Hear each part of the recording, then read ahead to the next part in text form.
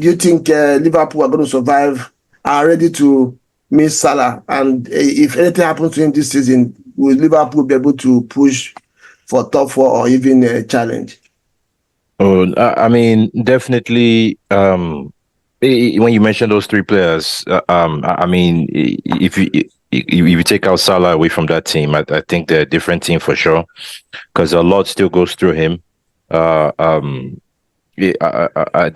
no way that they're competing with him. In terms of play, did you notice any difference between when Klopp was there and what we saw on Saturday? Well, I actually didn't notice much difference. I just thought maybe there was some.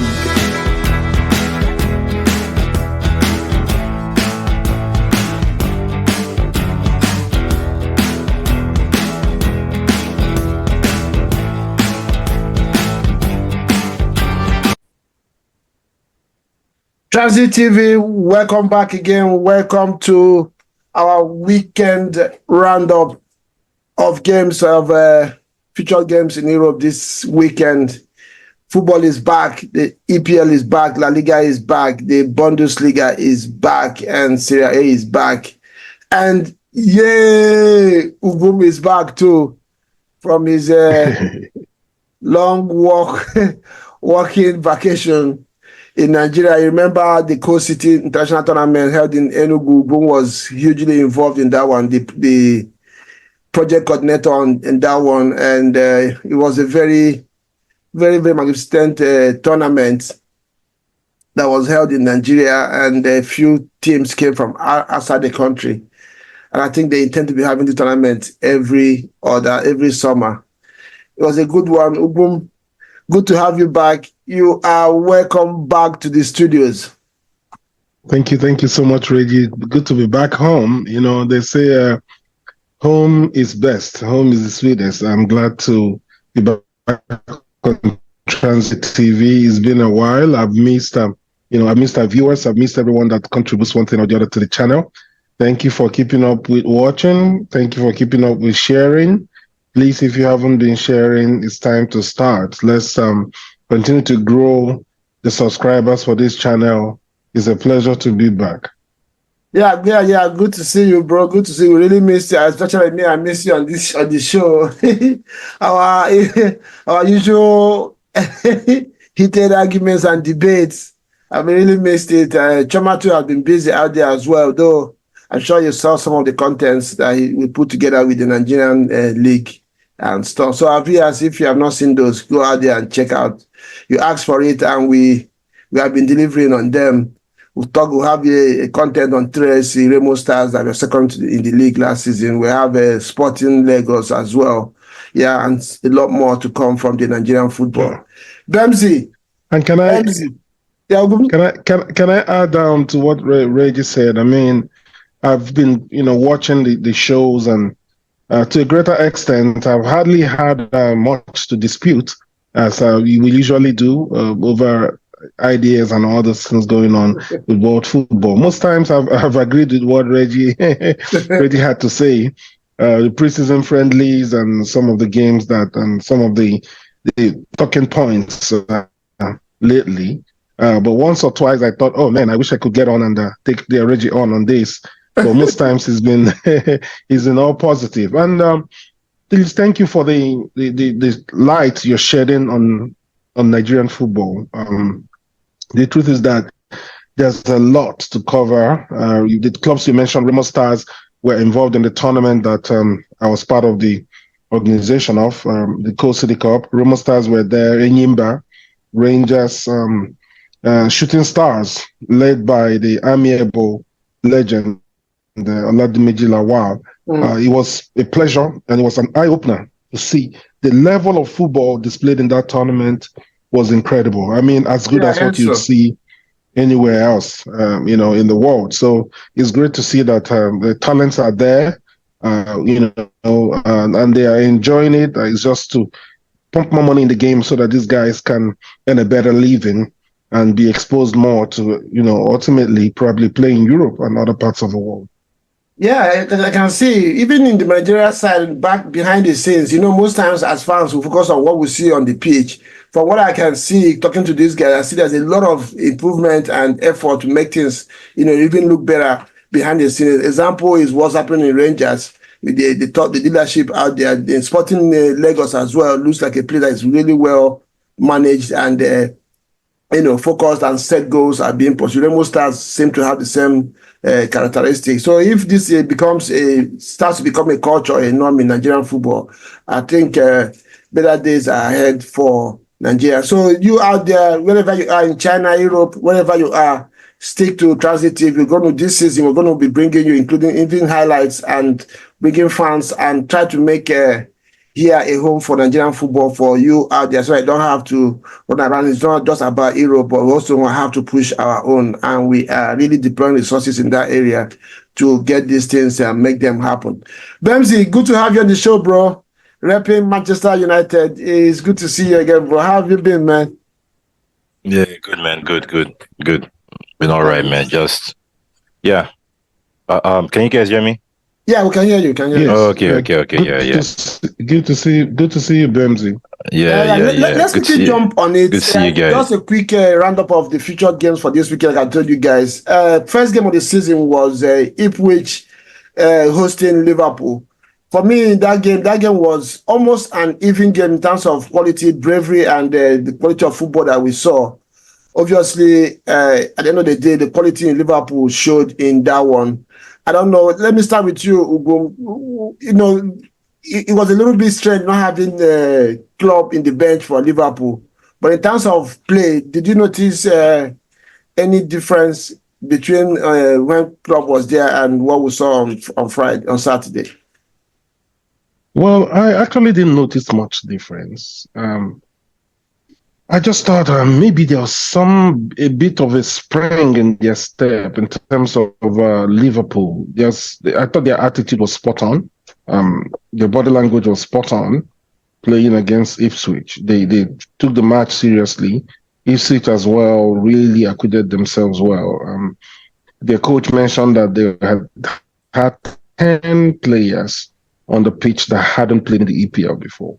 It's commendable to see that all those guys performed with passion, with commitment, with courage. And that's what I saw playing against Liverpool.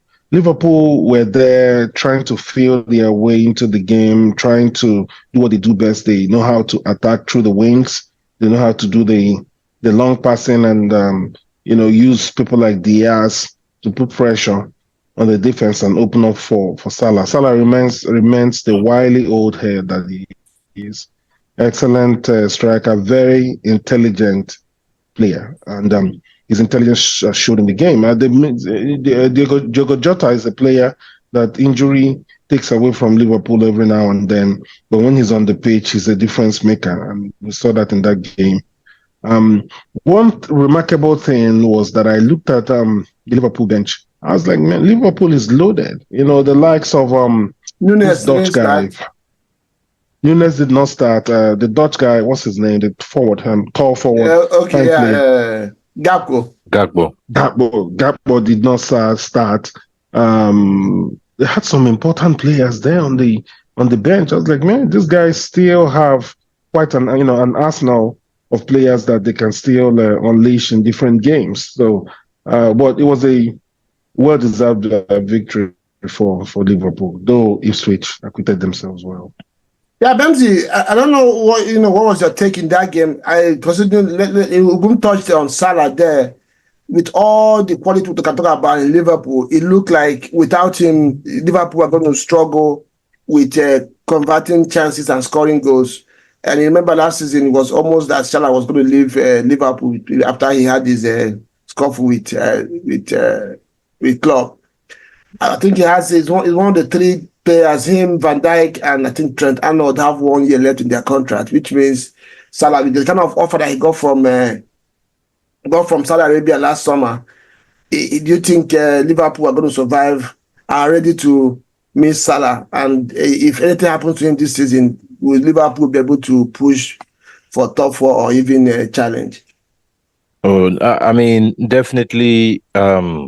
When you mentioned those three players, I mean, if you take out Salah away from that team, I think they're a different team for sure, because a lot still goes through him. Uh, um, there's no way that they're competing for top. I mean, I won't say they're not competing for top four. They're still a good team because they're well I old agree. machine. They are well drilled. They've played together for years, so they know each other pretty well. Um, you're just gonna lose a lot of that goal scoring capability from Salah, and we all know scoring goals is what takes you far in tournaments, right? So yeah, I mean, I don't expect those three players to still be at Liverpool come next season, definitely for sure.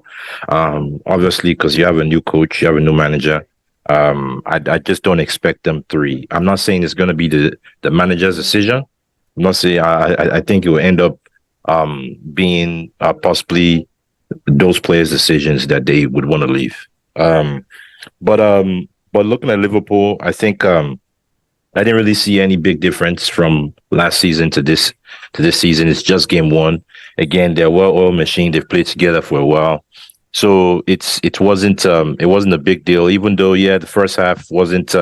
I mean, I think it was second half. That's when they really started scoring the goals. Yeah. So credit to Ipswich. Ipswich had a good game. They gave a good account of themselves. I didn't expect it. I did not expect Ipswich to win that game at all. But I was curious to see the way they played, and they played well. They played well under Kieran McKenna. The guy is a good coach. But yeah, standard Liverpool performance. You could see them still doing that ball over the top thing to the wingers or the wide forwards, especially to Salah and to Yes. um, and to Yes. Diaz. But I would give it time to really. Obviously, you're still gonna see slot style of play. I would give it time. Yeah, but it was a good game to watch. Liverpool doing their thing, just continue where they left off. So Yeah, yeah. you remember last season, I was adamant that Liverpool was not going to be in the title race. They were going to even at, and one of my major reasons was that I believe that they didn't have the balance in the midfield. This summer again, they went for Zubimendi, and it looked like it was going to be the guy was headed to Liverpool, but somehow they scuffled it again this summer like they did last year. Remember what happened with Caicedo and Lavia? And they have failed to still address that position because I insist that McAllister is not a defensive midfielder. He's an 8, and Endo for me I don't think he's built for the intensity of EPL and also playing in the Europe. So I don't know what do you make about Liverpool and this their transfer debacles, and how ready they are in terms of the spine of that team in the midfield to carry them through the season. What I saw yesterday was they decided to deploy Gravenberch in that number 6, role, and he did okay. I think he may be ultimately their solution if they don't buy any other midfielder. He's quite a good player, good engine, dynamic, but like you mentioned, I'm not sure he's the midfielder that will anchor them to a title. But I think they're going to win a lot of games this season. They look quite sharp. And a Slot, I can see so far is a good coach. For you to have someone coming after Klopp and you see the momentum being carried on, it's commendable and it's encouraging if I were to be a Liverpool fan. Having said that, like you said, they probably need a specialist anchor for their team. Zubimendi would have been incredible for them, but didn't work out. So I don't know who they will target next. Liverpool, I know, are quite good in the transfer market. One person that I'm surprised that they sold is Fabio Carvalho, that they sold to Brentford. Yeah, me too. Though injuries, though. I watched him in preseason. Anytime I watch that young man, he is somebody that offers something different, even in the attack. Yeah, he does. He reminds me of Coutinho when he was there. Yes, exactly. Yeah, so... and again, like Bemsy mentioned, sometimes maybe the guy has looked at in that position, it's going to be difficult for him to get games You know, you have Diaz, you have Gakpo, you have Jota and Nunez, all these guys looking for minutes. So probably he looked at it and seen that, let me go elsewhere and find some. Another thing I took away from that game is, you know, remember this guy didn't start, no Kanute, no Gomez. He played with Kwanzaa, who for me was very, very good in that game as well, partnering Van Dijk. So probably, I think Liverpool, and you know, in the defensive position as well, they were not very, very strong last season. They were always talking and changing somebody to pair with Van Dijk. I think Kwanzaa, if what I saw yesterday can be maintained, Liverpool probably will be a little bit stronger in the defense going to this new season.